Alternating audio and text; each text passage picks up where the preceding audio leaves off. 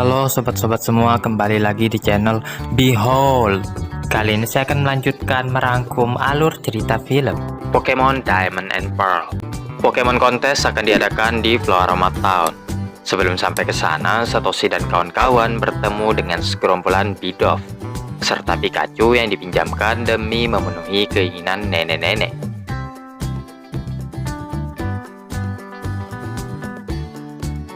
Tim Rocket sedang menggali lubang untuk Satoshi dan kawan-kawan.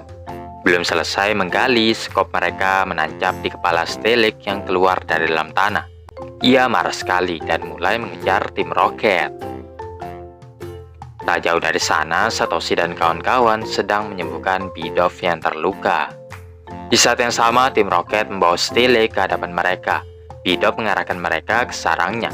Namun di belakang mereka, Steelix menembakkan Hyper Beam-nya, membuat Musashi dan Kojiro terpisah dari Nyasu, yang saat itu bersama Satoshi mengarah ke sarang Bidoof. Untungnya mereka sempat masuk ke celah-celah batu yang menghentikan pengajaran untuk sementara waktu. Para Bidoof menjelaskan mereka tidak bisa keluar selama masih ada Steelix yang mengamuk. Batu-batu yang besar bisa melindungi, tapi cepat atau lambat Steelix pasti bisa menghancurkannya. Di luar ada tim Rocket yang mencari Nyasu. Steelix menerbangkan mereka hingga masuk ke sarang Bidoof. Satoshi dan kawan-kawan menyalahkan perbuatan mereka yang membuat Steelix itu jadi marah. Sementara Musashi dan Kojiro bersembunyi di salah satu rumah Bidoof. Yang lainnya membuat barikade penghalang agar Steelix tidak bisa masuk. Hikari memerintahkan Piplup mengulur waktu dengan terus-terusan menyerang Steelix. Bagaimanapun juga Steelix itu sebentar lagi akan masuk. Dengan menjadikan Nyasu sebagai umpan, mereka menggiring Steelix masuk ke dalam jurang. Setelahnya, ia malah makin mengamuk dan mengusir tim Rocket. Satoshi merintahkan Pokemonnya untuk melepas sekop yang tertancap. Hanya tersisa satu yang mana para Bidoof bekerja sama untuk melepaskannya.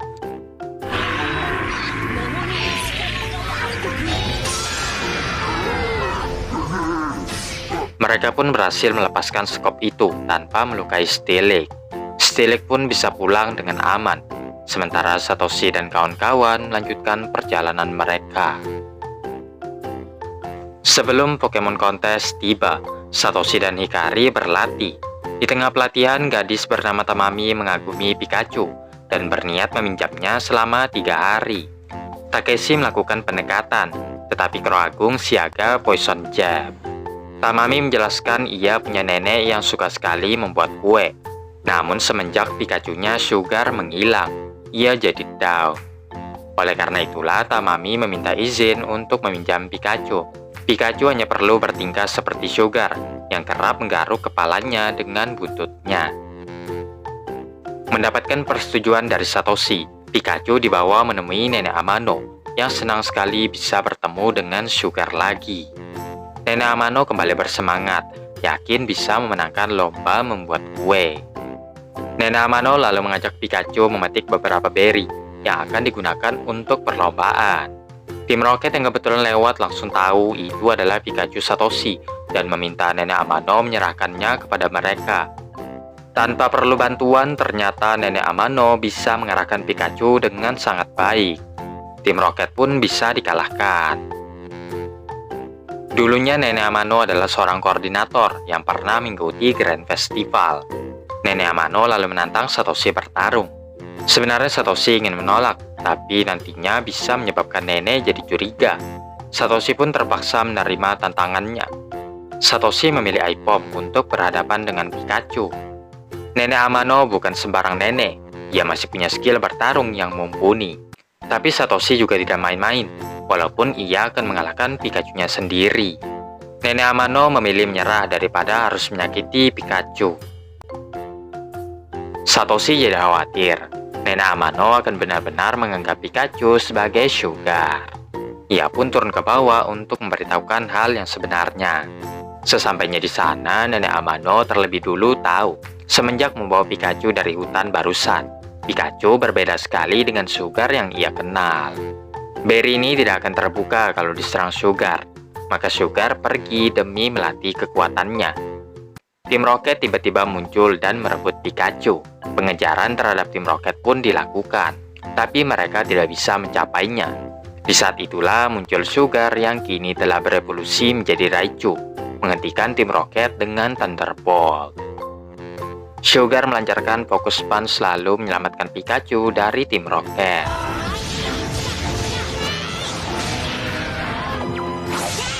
Sekali lagi Nenek Amano memerintahkan Thunderbolt meledakkan tim Rocket. Besoknya Nenek Amano dan Sugar mengidangkan kue yang telah mereka buat. Mereka yakin sekarang bisa memenangkan perlombaan. Tengah malam tim Rocket menyelinap dan mencuri beri dari kebun.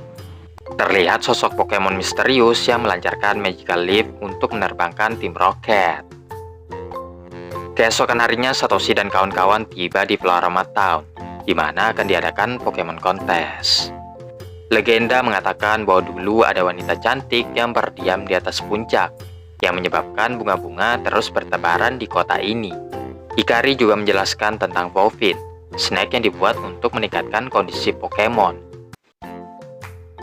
Mereka pun pergi ke tempat diadakannya kelas membuat Poffin. Di sana terlihat ada Rosered yang ketakutan melihat mereka.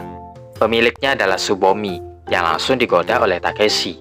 Tapi seperti biasa, Crow Agung menjalankan tugasnya. Singkat cerita, kelas membuat Poffin pun dimulai. Terlihat Hikari lebih lihai dibandingkan teman-temannya, karena ia sering membantu ibunya membuat Poffin. Sementara Satoshi yang memang tidak bisa memasak kesusahan. Saat sudah jadi pun tidak ada yang mau mencicipi Poffinnya.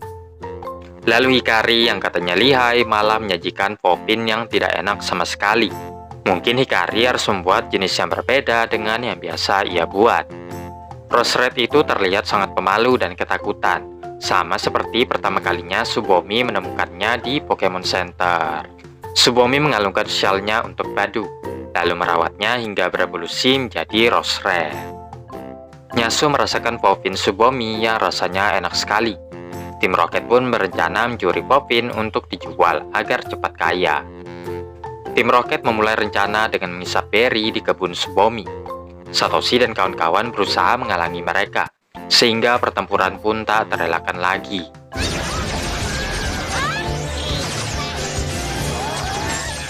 Sementara Rosered yang memakai shawl mendapatkan kepercayaan diri, berubah menjadi superhero.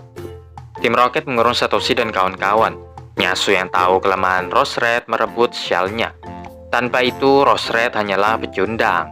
Namun Tsubomi meyakinkan Rosered bisa kuat tanpa menggunakan shell itu. Ia pun sadar dan berontak lepas.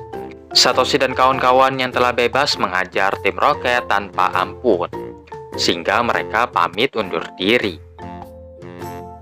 Rosered memulihkan kebun yang rusak dengan water gun. Bunga-bunga pun kembali bermekaran sama seperti legenda yang diceritakan.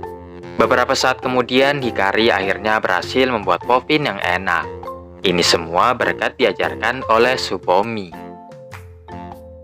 Satu hari menuju Pokemon Kontes, Hikari berlatih sangat keras untuk itu. Hasil latihannya berjalan lancar, jadi Hikari menghadiahkan Poffin untuk Pokemon-Pokemonnya. Tapi mereka mau lebih, sehingga Pachirisu menyetrum mereka semua. Pikachu menenangkannya dengan Thunderbolt. Akibatnya rambut Hikari jadi berantakan. Setelah itu muncul teman masa kecil Hikari yang bernama Gengo, yang memanggil Hikari dengan sebutan Pikari. Gengo mempunyai Prinplup dengan sifat yang sombong melebihi Piplup Hikari. Gengo mengatakan ia sekarang menjadi seorang koordinator juga, yang dulunya ia sama sekali tidak tertarik sedikit pun. Sayangnya ia belum mendapatkan ribbon pertamanya. Gengo kalah di pertandingan final melawan Nozomi, sama seperti Hikari. Gengo lalu menceritakan masa kecil Hikari yang begitu memalukan. Pernah ia mencukur rambutnya menyerupai Chimchar, bermain drama dan terjatuh karena bersin, serta memakai baju tidur dengan dua sepatu yang berbeda pasangan ke sekolah. Hikari jadi ingin memberi pelajaran kepada Gengo, tapi Gengo malah ingin berhadapan melawan Satoshi. Prinplup versus Pikachu. Meskipun tipe air lemah terhadap tipe listrik, Prinplup menggunakan Metal Claw untuk menghalau Thunderbolt. Lanjut Prinplup Drill Peck. yang mampu dihindari dengan spin. Iron Tail menjatuhkan Prinplup yang bisa mendarat dengan aman berkat Bubble Beam. Berpindah ke tim Rocket, Musashi yang akan mendaftar Pokemon kontes menyuruh Kojiro dan Nyasu mencarikan Pokemon untuknya. Akhirnya mereka melihat pertarungan antar Pikachu versus Prinplup. Memutuskan akan menangkap Prinplup. Mereka mengganggu jalannya pertarungan, tapi masih bisa ketahuan oleh Satoshi. Prinplup dalam genggaman tim Rocket, sedangkan Pikachu dan Piplup tidak bisa menyerang sembarangan. Takutnya akan melukai Prinplup juga. Di luar dugaan, Piplup punya jurus baru, Whirlpool yang ditembakkan untuk meningkatkan kekuatan Prinplup. Keduanya pun menerbangkan tim Rocket dengan Bubble Beam.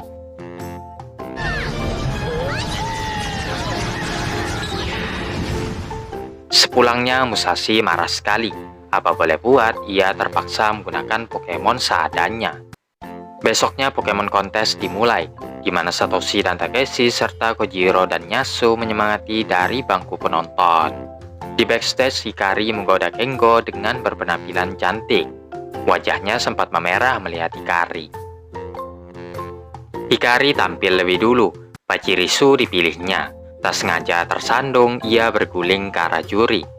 Pachirisu mulai panik. Untungnya bisa ditenangkan dengan Fofin. Pachirisu lanjut discharge dan mengakhirinya dengan Sweet Kiss, menyelamatkan performanya dengan tepuk tangan keras dari penonton dan juri.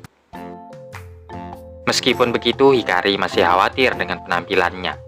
Kengo bilang Hikari harus memperhatikan peserta lainnya, yaitu Musashi yang tampil berikutnya. Walaupun dengan penampilan yang acak-acakan, style Musashi disukai juri dan penonton. Giliran Kengo dengan Alakazamnya. Like screen dibentuk dengan box yang dipecahkan dengan Shadow Ball. Lanjut teleport dan Hidden Power. Pertunjukan yang memanjakan mata para penonton. Singkat cerita, putaran kedua diumumkan, di mana ada Hikari, Kengo, dan Musashi yang berhasil lolos. Hikari dipasangkan melawan Musashi, sementara Kengo menunggu pertandingan dirinya melawan Hikari. Kontes battle antar Hikari versus Musashi dimulai, yang mana Hikari memilih Piplup sementara Musashi memilih Dustock. Dustock will win selagi Piplup melompat lalu berputar di atasnya, mengurangi poin Musashi. Musashi membalas dengan Poison Sting, menurunkan poin Hikari juga. Lanjut Musashi menyerang secara bertubi-tubi.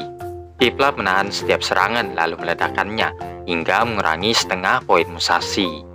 Masih mampu bertahan, Piplup melayangkan pack, memberikan kemenangan kepada Hikari. Di pertandingan final Hikari versus Kengo, pertandingan antar Pokemon evolusi dimulai.